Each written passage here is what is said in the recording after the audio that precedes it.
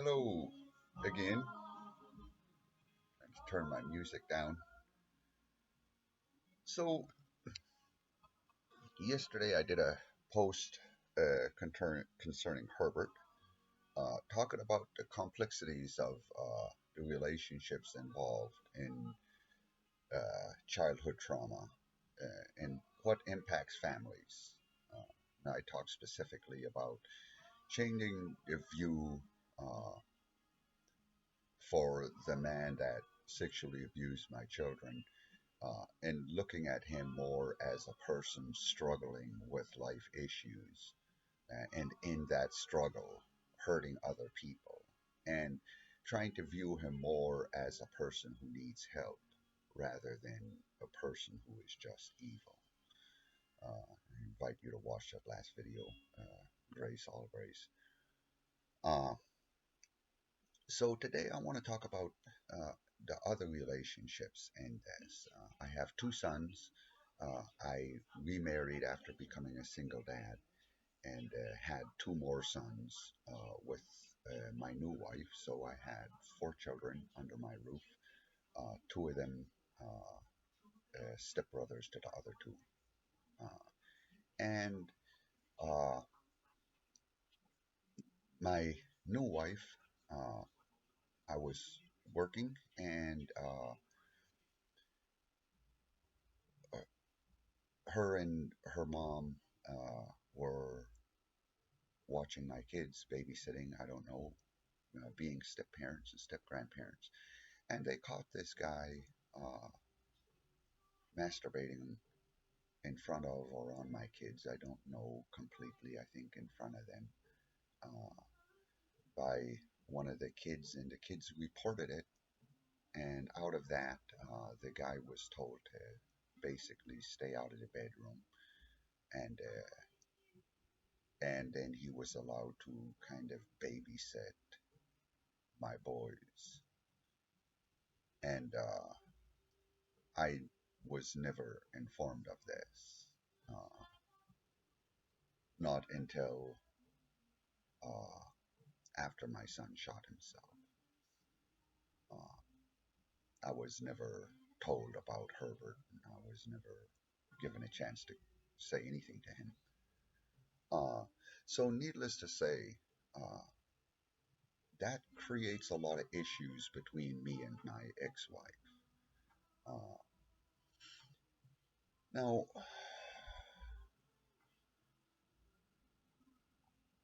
again, it's easy to be angry. It's easy to want things a certain way, but what's the reality at this point that I live with? And what am I dealing with? And what does God want out of this?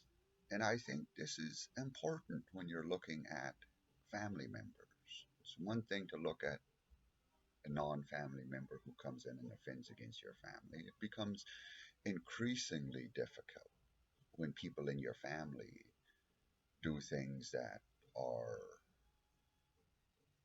offensive to your family or result in terrible things. So, what does God look at? And what is the real situation? I have two children with this woman, and well, if I can't punish Herbert, I definitely am not going to punish her. Uh, Again, uh, I'm Alaska Native, and it's instilled, it's a part of, it's understood by me and by everybody I grew up with, and probably in non native cultures as well. Uh, you cannot hurt a parent without hurting their children. And that is just true. That's not to say that you can't ever hurt someone's parents. It's just that if a parent is weakened, the children are negatively impacted. And that is true for any reason. And we've got to take that into account. And that's a point that I've always taken very seriously. There's a reason I treated my ex so well because she was the mother of my children. Now, there's also the reality of what my kids are living with. I don't know exactly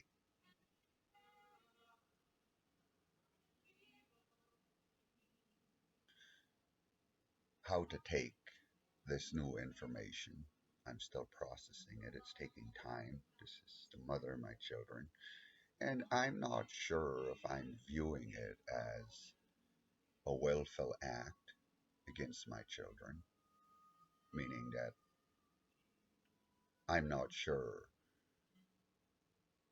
if her and her mom's choices were willful. That's to say that they knew it was going to happen. I guess I would say I don't know how I could see that they would not know that it would happen. And can I be angry about it? Yes.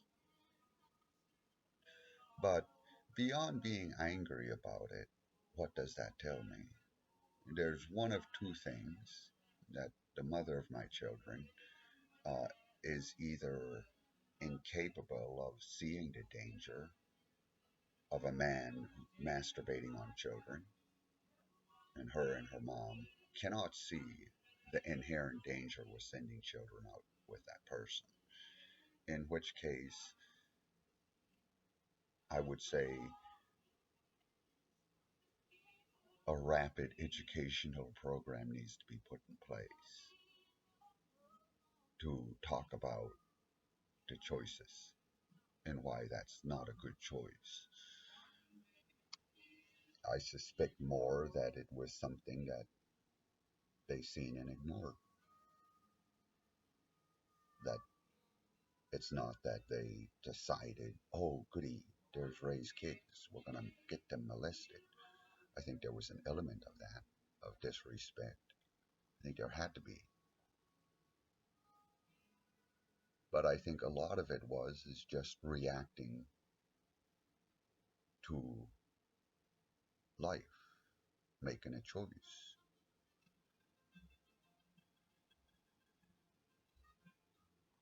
Some of the choices were drastic. For example, the choice to let those kids be out there with him in the woods. That's a hard choice to understand. Choice to not talk and not tell me that he was masturbating in front of my kids. I could understand that. I guess there would be a lot of fear of my response to a man doing that, and I could see how someone's fear could lead them to not doing anything or not telling me. So, if it was not willful, we need to start learning about how this happened. And if it was willful, then we need to start finding out why those choices were made. And both of those require communication.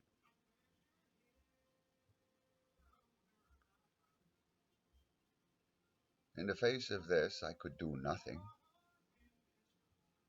and there's a cost in that because my family is already dealing with the reality that sexual abuse has become a part of our family history.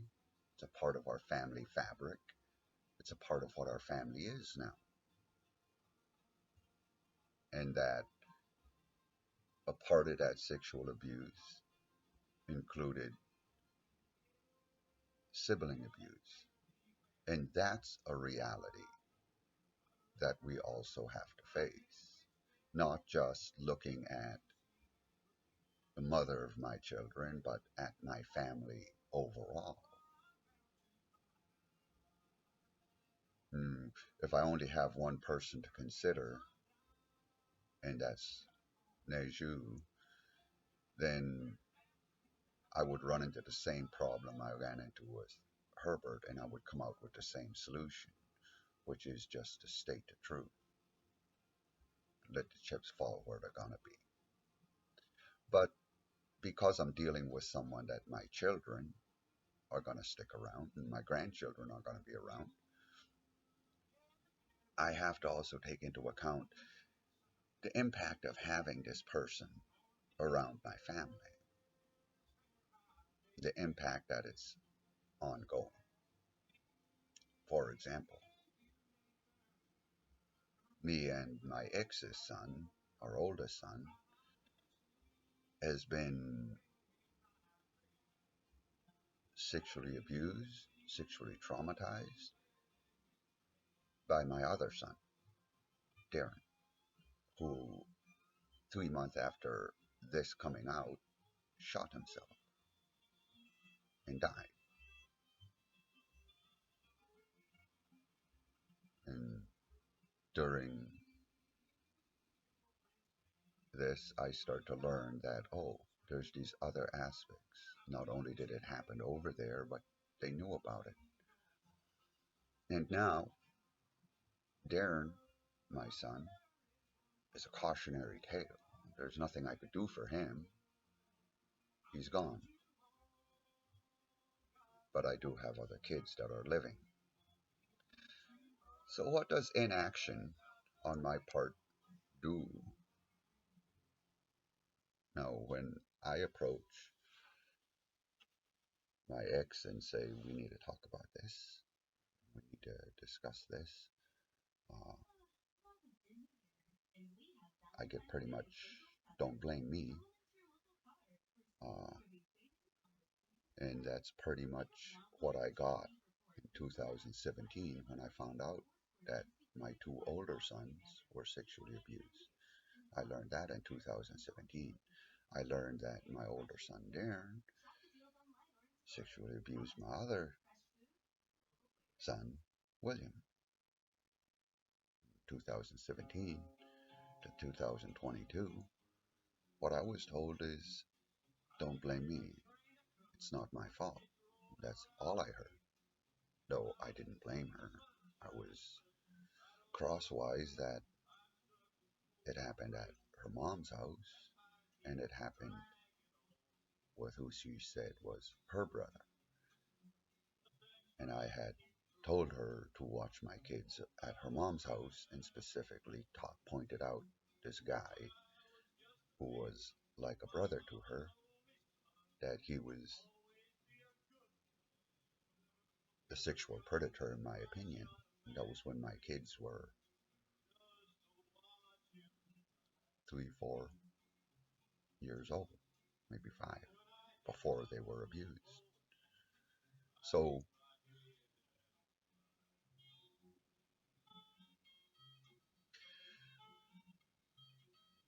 we have issues to talk about, and I'm told, don't blame me.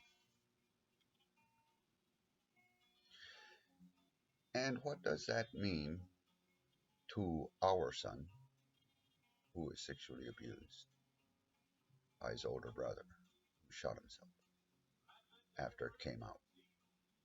What is he dealing with? And who is his support system? And what are we teaching him? And what does he need? And I would say this becomes really important because a part of my ex's mental well being is tied to how her son is doing. I know that. And if it isn't, then I ain't doing this for her. I'm doing this for my son. Just like Herbert, you don't ever have to see these videos. You don't ever have to talk to me. I'm not doing it for him. If he watches it and he speaks to me and he takes me up on my offer, then the video is for him and he'll have a conversation with me one on one and we'll work our way through it. And I'll talk about the courage it takes to do that.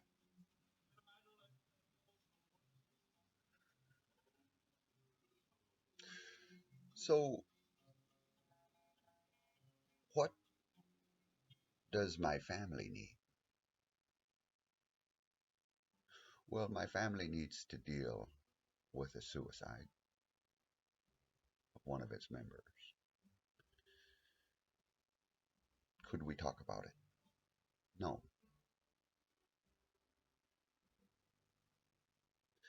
Why can't we talk about it? Because a part of the suicide is the fact that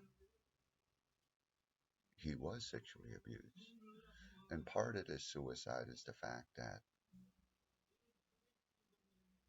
he did traumatize his younger brother, sexually abuse his younger brother for lack of better words.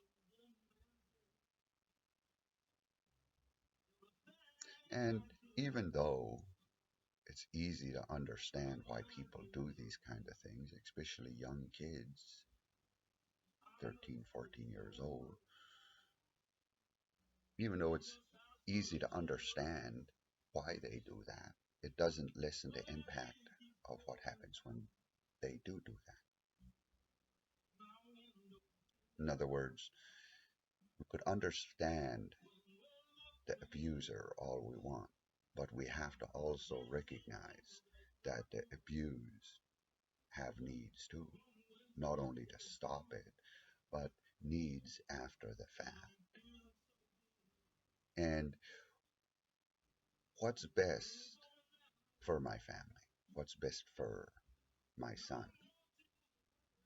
And why would he not want to talk about what happened? And what does it mean when he can't talk about what happened? I can't grieve for my son with my family if they tell me that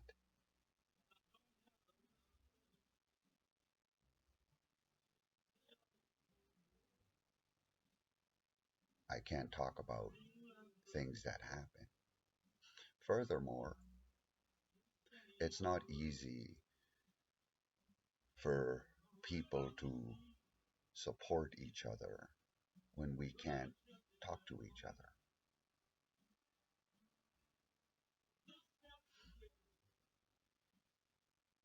And where does that leave my son, who I believe, and all evidence indicates, and all wisdom and knowledge that we have shows really needs his family, and not just a physical mom and a physical dad, but a meaningful mother and father that are capable of helping him deal with his life issues. We know that open and honest conversation is core to healthy relationships. We know that being able to verbalize our grief, to cry, and to speak about what we're struggling with is core and central to healing.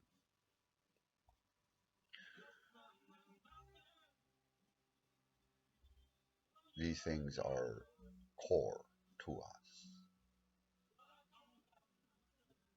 And being unable or unwilling to speak about the truth of these things means that we get locked in it.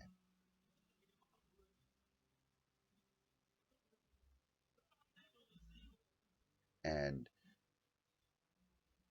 yes, I would say If people say I'm blaming my ex-wife for my son's death, I would say I'm speaking the truth. And these truths are not refuted. They're not, I'm not called a liar by my ex, nor by my children, nor by anyone. So what I'm saying is true, and I challenge anyone to deny that truth. So when I look at this, I say, if I speak the truth and it blames someone and it brings shame to them, I say, am I bringing shame and am I bringing blame? Well, I would say, what if someone else who knows this truth speaks my exact words and tell this story?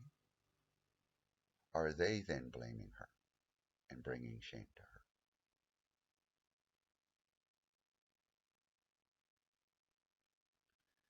And that brings up the question, is it the speaker of the truth who brings shame, or is it the truth that brings shame? And if what I say is true, and by saying it, I ruin her day, or I make her ashamed, or I shame my family, then I would say that the truth does not bring it. And if I don't bring shame, if I don't bring blame, and the truth brings it,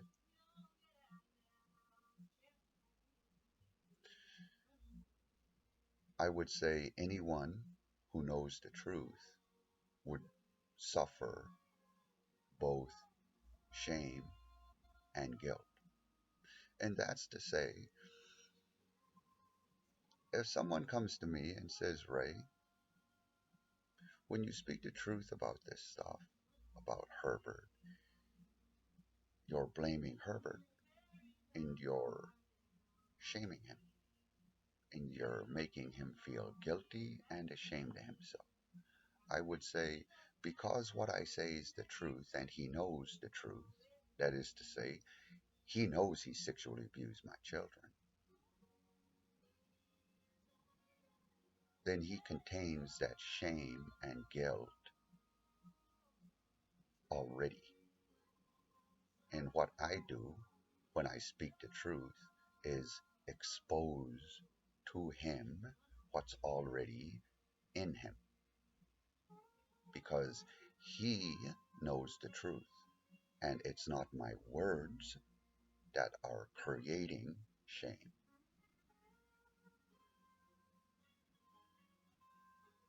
It is the truth. And when I look at it this way, I say, why would my son tell me I'm blaming his mom and shaming her when I tell him the truth that he knows?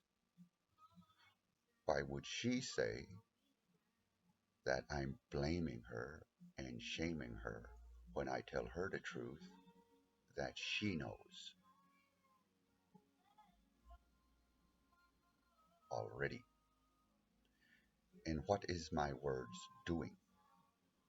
Am I shaming my wife or my ex-wife? Am I shaming my son? Am I shaming my son's mother?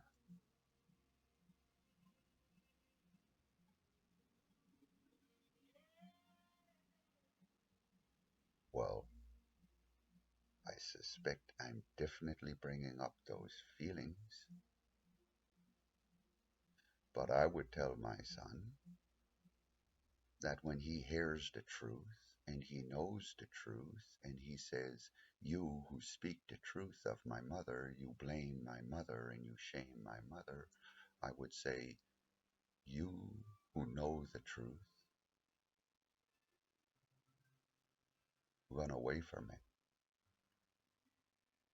Because when you look at the truth, you blame your mother. And when you look at the truth, you are ashamed of your mother.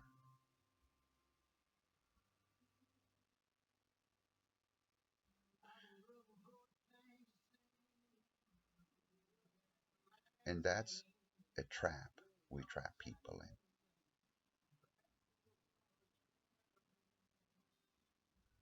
Once he agrees that it's shameful and negative to talk the truth and to speak the truth of who he is, who his family is, who his dad is, who his mom is, who his brother is, and who his brother was. Once he agrees that speaking the truth is negative and wrong, then he will begin to lie.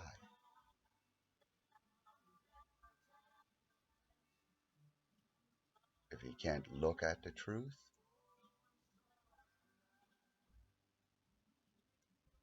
then he will start to lie to himself.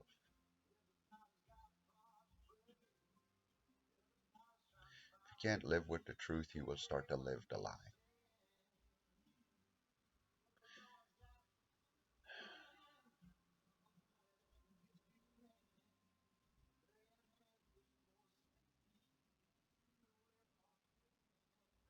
And that's a reality that I think exists. I don't think it's a refutable reality.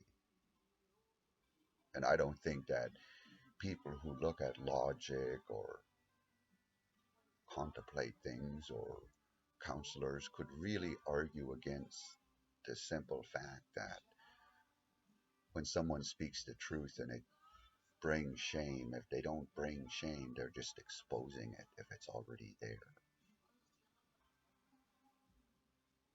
Not only is my son trapped in not being able to speak the truth, he's trapped living without any real ability to look for true grace for his mom. And furthermore, if she can't talk about it, the reason is because she's still living with her own crap.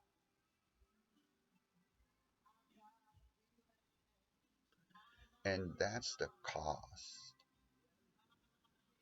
I would pay and my family would pay if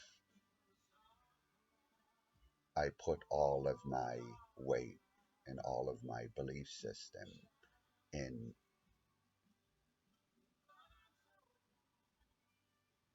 only considering the needs of the people who are doing things wrong and the needs of people who need to change.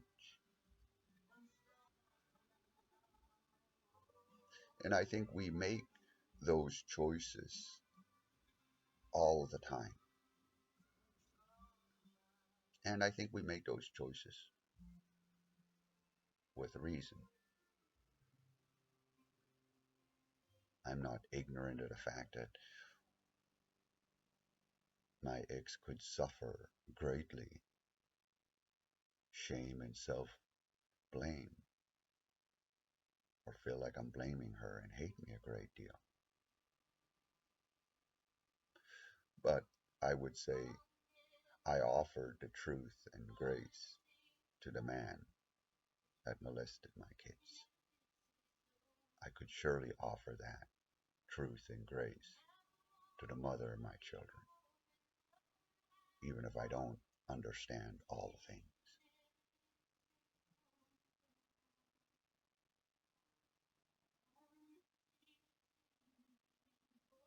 I make the same offer that I made in 2017 when I gave my house to my ex-wife, believing that we would be able to face this issue of sexual abuse in our family together because we were still co parenting kids, because we remained close. My offer was we'll walk through it the best that we can, not as a couple, but as parents. I say this is a serious issue. No matter how or why this type of trauma comes into our family and hits our children, no matter the reason, no matter our feelings of it, no matter what we think of it, no matter the role we played in it, no matter how we feel about blame or shame or fear or anger, as parents, we don't get to ignore this. We do it at huge peril.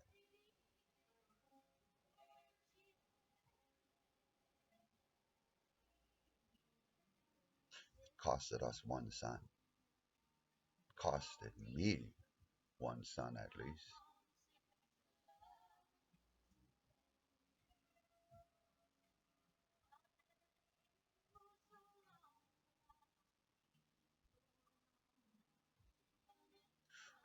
You know, we used to say we'll die for our kids. We both had that in us.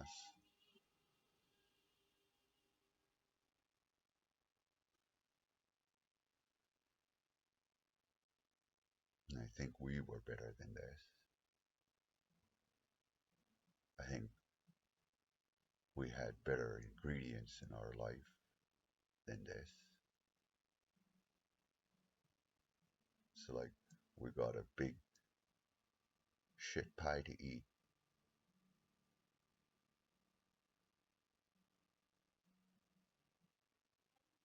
We got kids that need us.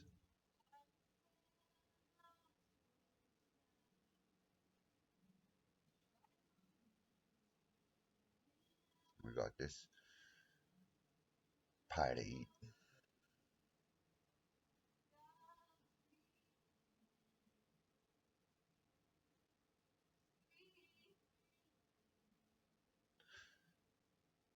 I think that we could offer to our children better than silence.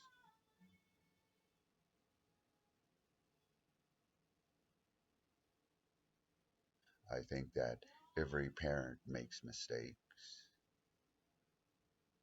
There are no perfect moms and dads out there. There are great moms and dads out there. I think that a traumatized son needs parents that could face this issue.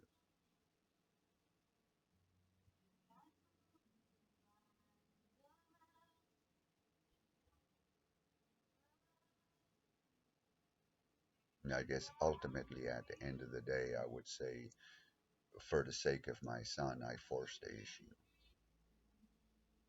I would say that one day I believe my son, if he lives long enough and he doesn't die young like his brother did, I think if he lives long enough and he lives a meaningful life, one day he'll be in my shoes. That all healing, all truly healed people, all healing is in truth and in grace. And it's in these conversations, it's in this view of each other,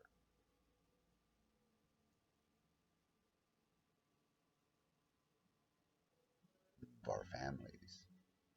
And I believe our son is a man and that he'll be a good man. And I pray for that. I would say before your son and before our son could find deep peace with his life, deep peace with himself, and have an honest, meaningful relationship with us, he needs to be able to speak his whole truth. I would say to my son, and I would encourage his mom to say these words. There's no reason for you to be ashamed of yourself or of your family or of me.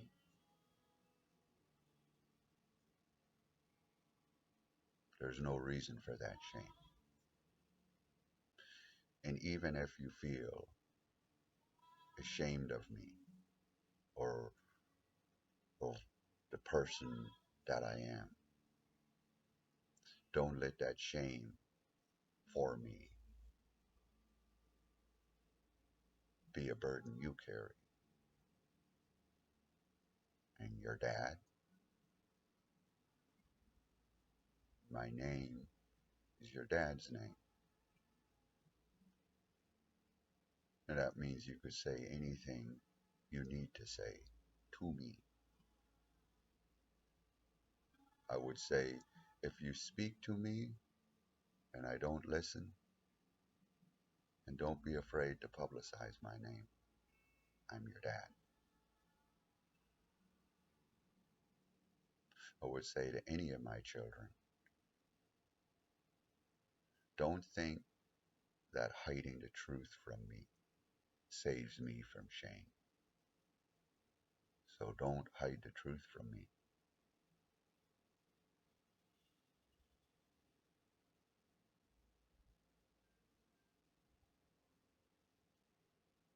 A parent should not be a burden to their children, and our children should never have to bear our shame. We should deal with our misunderstandings about ourselves and our families and our people and give up the shame and start to understand.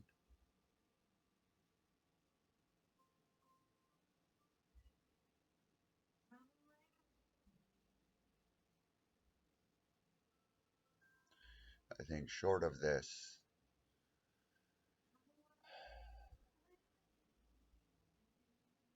short of an honest conversation, we end up putting our kids in a very bad situation.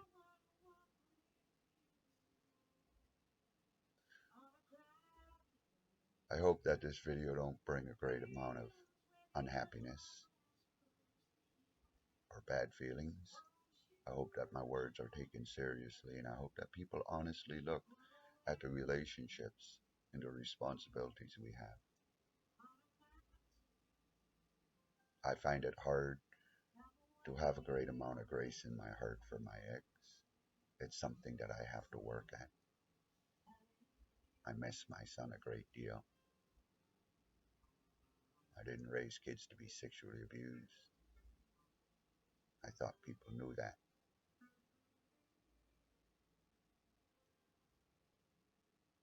So grace is hard to find.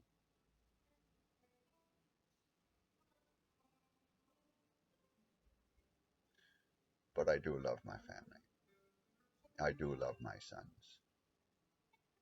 I do love my grandkids. While I speak the truth and the truth is hard to hear, I also try to have grace and try to understand things. And what I don't understand, I make an offer. Come talk to me so I do understand more. That's all I could do.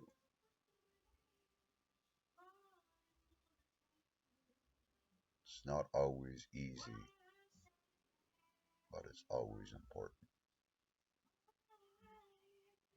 Say a prayer for my family. Perhaps one day we can talk about things without being so angry about it. 40 minutes. God bless.